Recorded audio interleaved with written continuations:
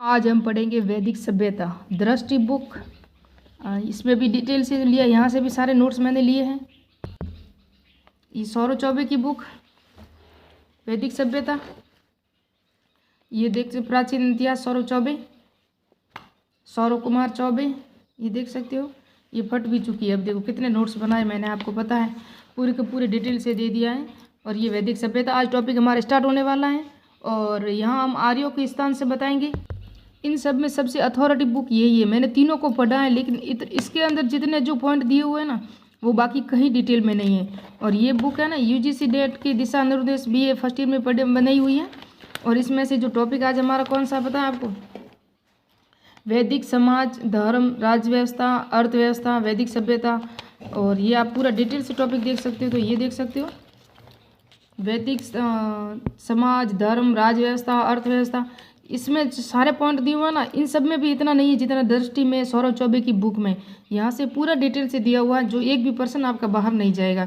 और जितने भी पर्सन आए ना, वो भी मैंने यहाँ मिला के देखे, तो यहीं से पर्सन लगभग आ रहे हैं। तो मैंने तीनों को बना के मैं आपके नोट्स बनाए हैं। और आज क्या बनाए पता है? आज पढ़ाएंगे हम आर्यों का मूल स्थान पढ़ेंगे। क्या पढ़ेंगे? आर्यों का मूल स्थान। तो किसी ने यूरोप से बताया है, कहीं से आपको डैन्यूब घाटी जो यूरोप की है वहाँ से मिलेगा आपको। जर्मनी क्षेत्र, ये भी यूरोप क्षेत्र के भाग हैं। जर्मनी क्षेत्र से किसने बताया था? और दक्षिणी रूस। फिर यहाँ आर्यों का मूल स्थान मध्य एशिया, ये किसने बताया था? पूरा डिटेल से आपको नोट्स मिलेंगे। बीए फर्स्ट ईयर की बुक में आर्यों का मूल स्थान दक्षिणी उत्तरी ध्रुव था। पूरा डिटेल से किस कारण था, किस कारण इन्होंने बताया था। और मूल स्थान भारत किस किस में दिया हुआ, सप्त सैंधव प्रदेश किसने कहा था। पूरा नोट्स मैंने बना दिया आपको। ये पूरे नोट्स मैंने बनाए हैं, लेकिन थोड़ा सा मैप से समझा दूँ आपको कि ये कहाँ कहाँ से उत्पत्ति किस किसने बताई थी। ये डिटेल से बता दूँ मैं आपको। ये विश्व का मैप मैंने बनाया है। और यहाँ भारत है, और यहाँ सप्त सैंधव प्रदेश, ये पाकिस्तान, ये अफगानिस्तान, अफगानिस्तान के जस्ट यहाँ ईरान है। यहाँ हमारा चाबार पोर्ट है, आपको पता हो तो। और ये इराक, और ये तुर्की है। और तुर्की के पास भूमध्य सागर के किनारे तुर्की, जो कस्तूनिया का युद्ध हुआ था ना 1453 का, आपको पता हो तो, जिसके कारण ही भारत का व्यापार भी ठप हो गया था। फिर वो आया था बाद में, जितने भी विदेशी आए थे वो इधर से होकर आए थे, क्योंकि ये यहाँ से भारत में आने का रास्ता था। और इन्होंने तुर्क पर अधिकार कर लिया था, तुर्क पे। और ये कैस्पियन सागर है, जो रूस यूरोप के जस्ट नीचे है। कैस्पियन सागर है, और ये रूस है। और दक्षिणी रूस से आर्यों की जो मूल स्थान किसने बताया था? और ईरान से जो आए थे, आपको पता है ना, एक बोगसगोई अभिलेख था। जब मैंने आपको अभिलेख पढ़ाया था ना, वहाँ बोगसगोई अभिलेख भी बताया था। उसके अंदर भारत के सप्त सैंधव या भारत के निवासियों के लिए क्या शब्द प्रयोग हुआ था? आर्यावर्त हुआ था। और जो भारत में जो वैदिक कालीन देवता थे, उन देवताओं का भी वर्णन ईरान के बोगसगोई अभिलेख में यहाँ मिलता है। इससे हम अनुमान लगा सकते हैं कि ये ईरान के समकालीन थी। और ये इराक है, ये तुर्की है। तब पूरा डिटेल से बताऊँ मैं। वो यहाँ से आए थे, सर्वमान्य मत यही है कि ईरान से आए थे, अफगानिस्तान से होकर यहाँ रहे थे आर्य। और जो रूस ने किसने कहा था ईरान से, पूरा डिटेल से बताऊँ मैं। तो आर्यों का मूल स्थान दक्षिणी रूस में किसने बताया था पता है? नेहरिंग एम प्रोफेसर गार्डन चाइल्ड ने, उन्होंने कहा था दक्षिणी रूस से कौन आए थे? आर्य आए थे। तिब्बत से किसने बताया था? तिब्बत से दयानंद सरस्वती ने। तिब्बत यही है। तिब्बत से किसने बताया था? दयाराम साहनी ने बताया था। मध्य एशिया बैक्टीरिया से किसने बताया था? मध्य एशिया से यहाँ किसने बताया था?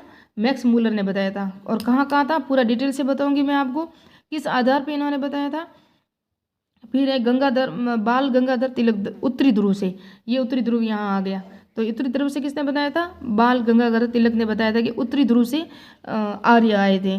फिर है ना, हमको बताया कि एक और थे प्रोफेसर गंगानाथ झा। ब्रह्मसरी देश है ना, ब्रह्मसरी देश शब्द सिंधु प्रदेश के पास ही था, उसी ब्रह्मसरी देश कहा गया है। सिंधु और द्रस्वती और सरस्वती नदियों के बीच का स्थान था, जो हमने मनुस्मृति में इसका वर्णन मिलता है कि द्रस्वती और सरस्वती नदियों के बीच के क्षेत्र को ब्रह्म आर्य कहा जाता है, ब्रह्माव्रत।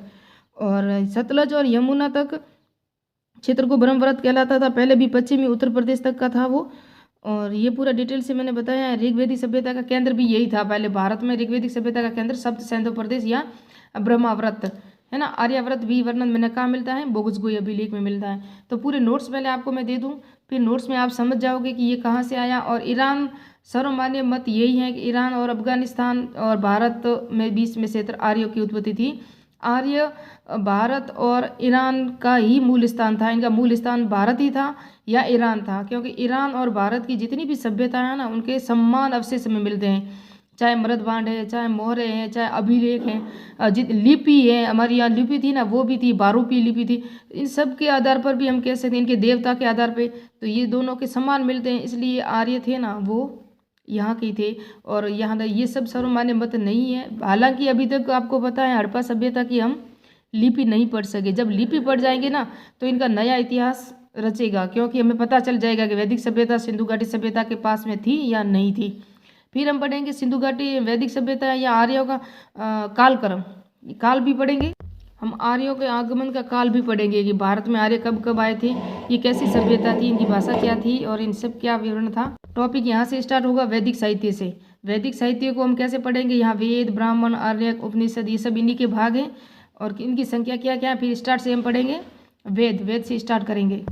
अब हम स्टार्ट करते हैं वैदिक सभ्यता। ये सिलेबस है हमारा, वैदिक साहित्य, वैदिक समाज, वैदिक धर्म, राज व्यवस्था, अर्थव्यवस्था, 5 टॉपिक है। तो वैदिक सभ्यता में जो टॉपिक है ना, ये असिस्टेंट प्रोफेसर में है और स्कूल व्याख्याता फर्स्ट ग्रेड में है, यूजीसी नेट में है, यूपीएससी प्री में है, आरएस मेन में है। और वैदिक सभ्यता तो हमारे सेकंड ग्रेड में भी आती हैं और आरपीएससी के अनुसार भी है, यूपीएससी जहाँ भी पढ़ोगे वैदिक सभ्यता समान ही आएगी आपको, चाहे यूपी में पढ़ो, चाहे एमपी सेट में पढ़ो, राजस्थान सेट में पढ़ो। तो वैदिक सभ्यता तो हर टॉपिक में आता है, रीट हो, सेकंड ग्रेड हो, आरएस हो, एसआई हो, हर जगह आता है ये। तो आज हमें पूरा इसको डिटेल से पढ़ेंगे, पूरा डीपली पढ़ेंगे, डीपली नोट्स बनेंगे। 4-5 एनसीईआरटी पॉइंट भी वो लिए हैं मैंने, सारे पॉइंट इसके अंदर मिलाए हैं मैंने। तो हड़प्पा सिंधु सभ्यता के बाद हड़प्पा से नहीं, सिंधु घाटी सभ्यता के बाद की जो सभ्यता थी उसे हम वैदिक सभ्यता कहते हैं। और इसका काल 1500 से 600 काल में था और इसको भी 2 भागों में बांटा था, वैदिक सभ्यता और उत्तर वैदिक काल, यानी कि वैदिक काल और पूर्व वैदिक काल या उत्तर वैदिक काल को, चाहे वैदिक काल को या उत्तर वैदिक काल को, इसको है। तो पूरा डिटेल से पढ़ेंगे सभी को।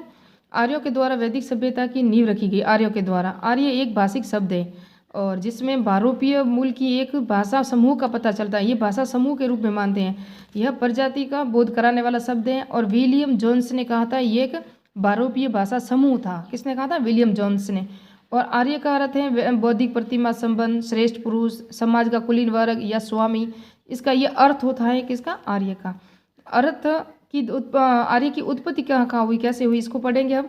तो संस्कृत आर्य की को ईरानी आर्य की से तुलना बताया जाता है, ईरानी आर्य से, और जो कि सही नहीं है। इसकी उत्पत्ति आर्यर से हुई है। आर्य पाली साहित्य, गहपति, जैन, माजमती तुलनीय प्रतीत होता है। जैन और साहित्य में, पाली साहित्य में के अनुसार इनको बताया गया है। जबकि कौटिल्य के अर्थशास्त्र में स्पष्ट रूप से बताया गया कि आर्यों को दास नहीं बनाया जा सकता। जबकि भारतीय विद्वान जितने भी थे ना, उन्होंने आर्यों के लिए दास शब्द या दस्यु शब्द का प्रयोग किया था, जबकि ये सही नहीं है। ऋग्वेद में आर्य शब्द है ना, ऋग्वेद काल, ऋग्वेद जो वेद है 4, उसका प्रथम भाग है ऋग्वेद।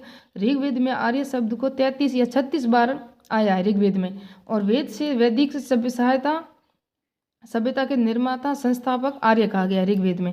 आदि विद्वानों ने इसे दास शब्द का प्रयोग किया, लेकिन ये अमान्य है। भारत में आर्यों की पहचान नार्डिक प्रजाति से की जाती है, नार्डिक प्रजाति से। ये किसने कहा था? ये मैक्स मूलर ने कहा था। इसको प्रजाति के रूप में किसने व्यक्त किया था? मैक्स मूलर ने किया था। आर्यों का मूल स्थान पढ़ेंगे हम अभी। तो आर्यों का मूल स्थान हम पढ़ेंगे। आर्य कौन थे, कहाँ से आए, यह प्रश्न आज भी विवाद है, आज भी विवाद बना हुआ है, क्योंकि हड़प्पा सभ्यता की जो लिपि पढ़ी नहीं गई। जब पढ़े जाएंगे तो क्या पता वैदिक सभ्यता भी हड़प्पा सभ्यता के समकालीन ही हो जाए, क्योंकि इसका कालक्रम हम देखेंगे ना तो उसी समय से बता रहा है। और आर्यों का मूल स्थान कहाँ था? यूरोप। 4 शब्द दिए हुए मूल स्थान के रूप में, 4। एक तो यूरोप, दूसरा मध्य एशिया, तीसरा उत्तरी ध्रुव, तो चौथा है भारत। तो चारों के रूप में इनका मूल स्थान हम पूरा डिटेल से पढ़ेंगे। आर्यों का मूल स्थान यूरोप था। इनके प्रथम जो भाग है यूरोप, कौन कौन बता रहा है, इसको पढ़ेंगे। संस्कृत व यूरोपीय भाषाओं की समता समाज स्थापित करने के प्रथम व्यक्ति कौन था? फ्लोरेंस, इटली का निवासी था फिलिप्पी सेसेंटी था।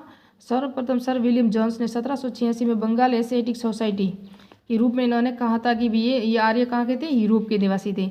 हंगरी अथवा डैन्यूब नदी, जो डॉक्टर पी गाइड्स ने कहा था कि हंगरी और डैन्यूब नदी घाटी के स्थान से आर्य भारत में आए थे। किसने कहा था? पी गाइड ने। इन्होंने भाषा, विज्ञान, प्रकृति की समानता के आधार पर बताया, लेकिन ये सर्वमान्य मत नहीं है, एकाकी परिभाषा है। यानी कि इनकी भाषा को मिला इन्होंने विज्ञान और प्रकृति, इन्होंने इसलिए बताया था डैन्यूब नदी घाटी को कि इनका मानना था कि ऋग्वेदिक संकेत आर्यों का मूल स्थान पर्वतों, नदियों, झीलों में घिरा हुआ था। शीतोष्ण कटिबंध के स्थान थे जहाँ गेहूं जौ की खेती अधिक होती थी। तो उन्होंने कहा ऐसा स्थान तो ये यही था जो यूरोप, मैंने डैन्यूब और हंगरी नदी बताई ना यूरोप क्षेत्र में, यहाँ जो मैंने प्रदेश बताया है, तो ये मूल निवासी यहाँ के थे, बाद में भारत गए। यहाँ यूरोप था ना, यूरोप में, इसलिए इन्होंने इसको प्रकृति, वनस्पति, पशु पक्षियों की और फसल के उत्पादन के अनुसार इन्होंने इसको बताया था। कि इन्होंने बताया था पी गाइड्स ने बताया था। फिर जर्मनी का जो बताया था, ये किसने बताया था? पेंका ने। भूरे बालों और शारीरिक विशेषताओं के आधार पर उन्होंने भाई कहा कि जो हमारे यूरोप में ऐसे लोग रहते हैं, तो पहले यहाँ उत्पत्ति हुई आर्यों की, मूल स्थान आर्यों का यहाँ था, फिर वो वहाँ गए थे। तो ये भी मान्य नहीं है। फिर दक्षिणी रूस में यूक्रेन क्षेत्र में कि मर्द भांड के आधार पर नेहरिंग नामक व्यक्ति ने, यानी कि यूक्रेन क्षेत्र है ना, जो अभी विवाद का स्थल बना हुआ है, रूस का क्षेत्र है यूक्रेन, तो वहाँ मर्द भांड मिले थे। मर्दबान यानी मिट्टी के बर्तन मिले थे, और उसी की सभ्यता के अनुसार ये कहते हैं कि वो रूस के थे। फिर जर्मन क्षेत्र भी बता दिया इन्होंने, जर्मनी क्षेत्र के वाले में बताया कि उन्होंने भी ये कहा था। फिर हम देखेंगे दक्षिणी रूस का भी बता दिया मैंने आपको। आर्यों का मूल स्थान मध्य एशिया था। मैक्स मूलर ने कहा बैक्टीरिया में 1889 में कहा था, मैक्स मूलर ने कहा था मध्य एशिया में था आर्यों का मूल स्थान।